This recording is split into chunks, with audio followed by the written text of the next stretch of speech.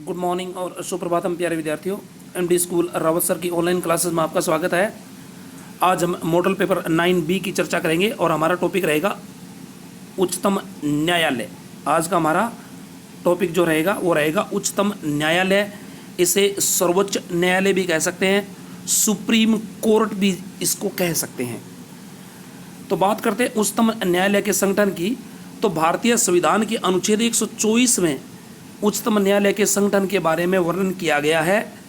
इससे पूर्व मैं आपको एक बात और बता देता हूं कि भारतीय संविधान के अनुच्छेद 124 से लेकर के अनुच्छेद 147 तक उच्चतम न्यायालय के संगठन, क्षेत्राधिकार और शक्तियों का वर्णन जो है वो वर्णित है भारतीय संविधान में। सबसे पहला टॉपिक हमारा आएगा इसी में, न्यायाधीशों की संख्या। मूल रूप में उच्चतम न्यायालय के लिए एक मुख्य न्यायाधीश और 7 अन्य न्यायाधीशों की व्यवस्था की गई थी। अर्थात जब उच्चतम न्यायालय या सर्वोच्च न्यायालय की स्थापना की गई थी तो उस समय एक मुख्य न्यायाधीश और 7 अन्य न्यायाधीश हुआ करते थे। लेकिन संसद के द्वारा समय समय पर कानून में संशोधन करके इसके न्यायाधीशों की संख्या में वृद्धि की जो है ना वो होती रही है या की जाती रही है। और वर्तमान में उच्चतम न्यायालय में मुख्य न्यायाधीश जो है ना इसके अंदर वो एक मुख्य न्यायाधीश और 30 अन्य न्यायाधीश है। लेकिन यहाँ मैं आपको और बता देता हूँ कि एक मुख्य न्यायाधीश और 30 अन्य न्यायाधीश है, वो 10वीं की सामाजिक विज्ञान की बुक के अंदर ये सब दिया हुआ है, क्योंकि वो थोड़ा सा पहले जो है वो अपने छप चुकी है। लेकिन वर्तमान के संदर्भ में अगर बात करते हैं अपने, तो ध्यान रहे मेरे प्यारे बच्चों, यहाँ 30 की जगह यानी एक मुख्य न्यायाधीश और 30 अन्य न्यायाधीश, इसकी जगह आप एक मुख्य न्यायाधीश और 33 अन्य, क्योंकि वर्तमान में इनमें न्यायाधीशों की संख्या जो है वो अन्य न्यायाधीशों की संख्या 33 कर दी गई है। और कुल अगर न्यायाधीश आए तो कुल इनकी संख्या जो है वो 34 है। आप यहाँ 30 जो है वो मत लिखना, इसकी जगह आप क्या कर सकते हो, 30 की जगह आप 33 कर सकते हो, ठीक है ना। ओके बच्चों, आगे अपने बात करते हैं न्यायाधीशों की नियुक्ति के बारे में। तो उच्चतम न्यायाधीशों की नियुक्ति के बारे में अगर अपने बात करते हैं तो उच्चतम न्यायालय के न्यायाधीशों की नियुक्ति जो है ना वो भारत का राष्ट्रपति करता है। बहुत ही इंपॉर्टेंट फैक्ट है ये कि जो उच्चतम न्यायालय या सर्वोच्च न्यायालय के जो न्यायाधीश होते हैं, सुप्रीम कोर्ट के जो न्यायाधीश होते हैं, उनकी नियुक्ति जो है ना वो भारत का राष्ट्रपति करता है। लेकिन वर्तमान में उच्चतम न्यायालय एवं उच्च न्यायालय, जो प्रत्येक राज्य 2 या 2 से अधिक राज्यों का एक न्यायालय हो सकता है, उच्च न्यायालय में न्यायाधीशों की नियुक्ति है ना वो किस व्यवस्था से की जाती है, कोलेजियम व्यवस्था से की जाती है।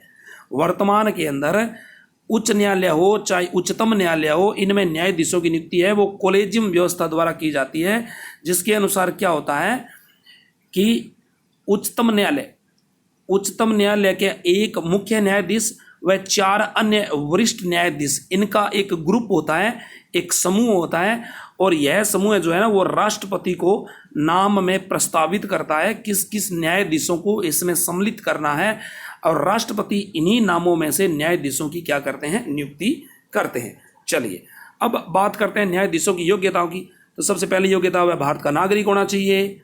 दूसरी बात, वह किसी उच्च न्यायालय एवं 2 या 2 से अधिक न्यायालयों में लगातार 3 वर्ष तक न्यायाधीश के पद पर रह चुका हो। ध्यान रहे, 3 वर्ष तक न्यायाधीश के पद पर रह चुका हो, या वो 10 वर्ष तक वकील रह चुका हो, अधिवक्ता जो है वो रह चुका हो, या राष्ट्रपति की नजर में वो कानून का उच्च कोटि का ज्ञाता हो। चलिए अब बात करते हैं कार्यकाल और महाभियोग की।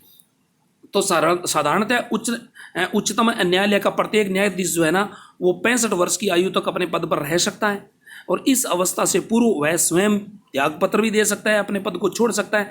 सिद्ध कदाचार एवं असमर्थता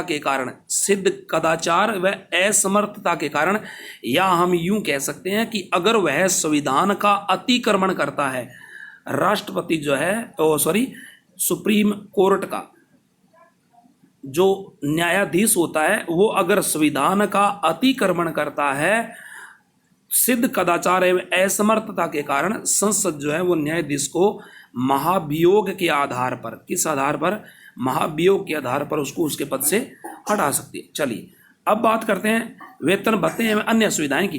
तो वर्तमान समय में उच्चतम न्यायालय के मुख्य न्यायाधीश को 1,00,000 रुपए, कितने रुपए? 1,00,000 रुपए मुख्य न्यायाधीश को मासिक वेतन प्राप्त होता है। अन्य न्यायाधीशों को प्रति माह 90,000 रुपए मिलता है। लेकिन अब संशोधन कर दिया गया है, अब मुख्य न्यायाधीश का जो वेतन है वो है 2,80,000 रुपए, और जो अन्य न्यायाधीश है इनका वेतन है 2,50,000 रुपए। तो मेरे प्यारे बच्चों, बुक के अंदर आपकी जो बुक है वो थोड़ी पुरानी है, उसमें 1,00,000 रुपए दिया हुआ है मुख्य न्यायाधीश का, अन्य न्यायाधीशों का 90,000 दिया हुआ है। तो आप ये भी लिख सकते हो, गलत नहीं है।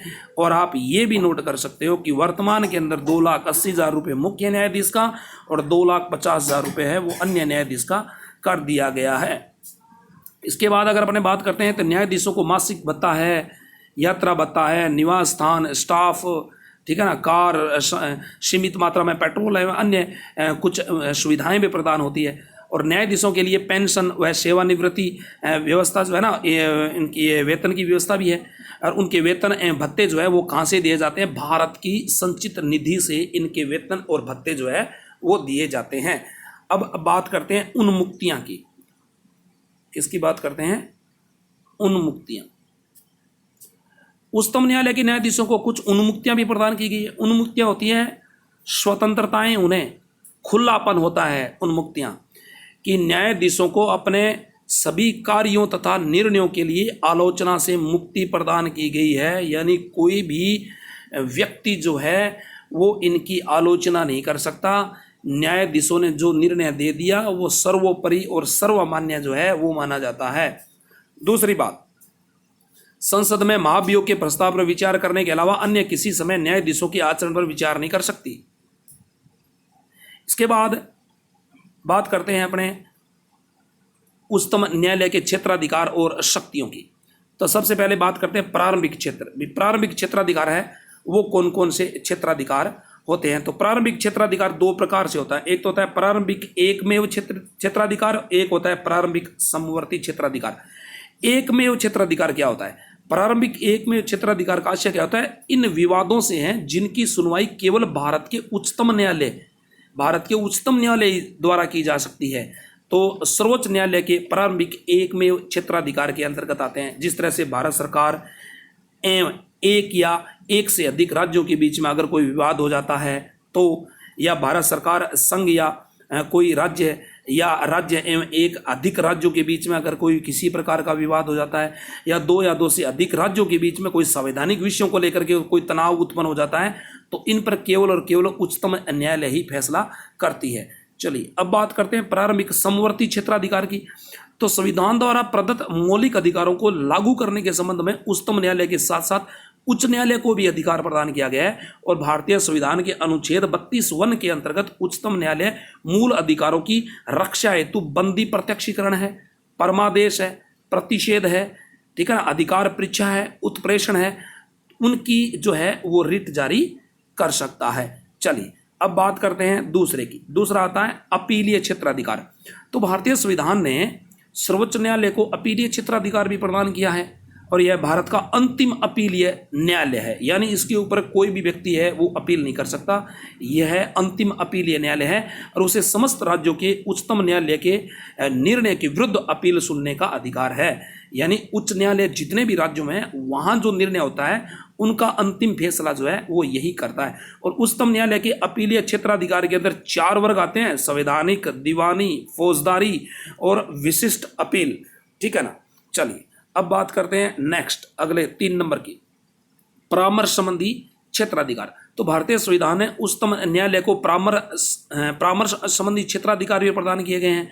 जैसे अनुच्छेद 143 के अनुसार यदि किसी समय राष्ट्रपति को लगता हो या प्रतीत होता हो कि विधि यानी कानून या तथ्य का कोई ऐसा प्रश्न पैदा हुआ हो जो सार्वजनिक महत्व का हो, बहुत इंपॉर्टेंट बात है ये, यानी जब राष्ट्रपति को लगे, ठीक है ना, राष्ट्रपति को लगे कि किसी विधि या तथ्य का कोई भी ऐसा प्रश्न पैदा हुआ हो, कोई भी ऐसा विषय पैदा हो जो सार्वजनिक महत्व का हो, तो वह उस प्रश्न पर, उस विषय पर उच्चतम न्यायालय का परामर्श जो है वो मांग सकता है। और न्यायालय के परामर्श को स्वीकार या अस्वीकार करना वो राष्ट्रपति के विवेक पर निर्भर करता है। चलिए अब बात करते हैं नेक्स्ट गैर नंबर पे आता है अभिलेख न्यायालय। अभिलेख न्यायालय यानी भारतीय संविधान के अनुच्छेद 129 सर्वोच्च न्यायालय को अभिलेख न्यायालय जो है ना वो भी प्रदान करता है। अब अभिलेख न्यायालय है, इनके दो आशय है। सबसे पहली बात, इस न्यायालय के निर्णय सब जगह साक्ष्य के रूप में स्वीकार किए जाएंगे। खास बात आती है, इसलिए इसको अभिलेख न्यायालय भी कहा जाता है सुप्रीम कोर्ट को, कि इस न्यायालय के निर्णय जो है वो सब जगह साक्ष्य के रूप में स्वीकार किए जाएंगे एवं इन्हें किसी भी न्यायालय में प्रस्तुत किए जाने पर उनकी प्रामाणिकता के विषय में कोई भी किसी भी प्रकार का प्रश्न जो है वो नहीं उठाया जाएगा। दूसरी बात, इस न्यायालय के द्वारा न्यायालय अवमानना के लिए या किसी भी प्रकार का दंड है वो भी नहीं दिया जा सकता। चलिए अब बात करते हैं मौलिक अधिकारों का रक्षक। तो भारत का उच्चतम न्यायालय है वो नागरिकों के मौलिक अधिकारों की रक्षा भी करता है, रक्षक भी है। और उच्चतम न्यायालय मौलिक अधिकारों को लागू करने के लिए बंदी प्रत्यक्षीकरण, परमादेश, प्रतिषेध, अधिकार परीक्षा, उत्प्रेषण ये भी लेख जारी कर सकता है। ठीक है ना। अब अंतिम शक्ति जो आती है अपने कि संविधान का संरक्षण, न्यायिक पुनरावलोकन की शक्ति, यानी भारतीय संविधान के द्वारा उच्चतम न्यायालय को संविधान के संरक्षण का कार्य भी प्रदान किया गया है, जिसका अर्थ यही है कि उच्चतम न्यायालय को कानूनों की वैधानिकता की जांच करने की भी शक्ति है वो प्राप्त है। ओके बच्चों, थैंक यू।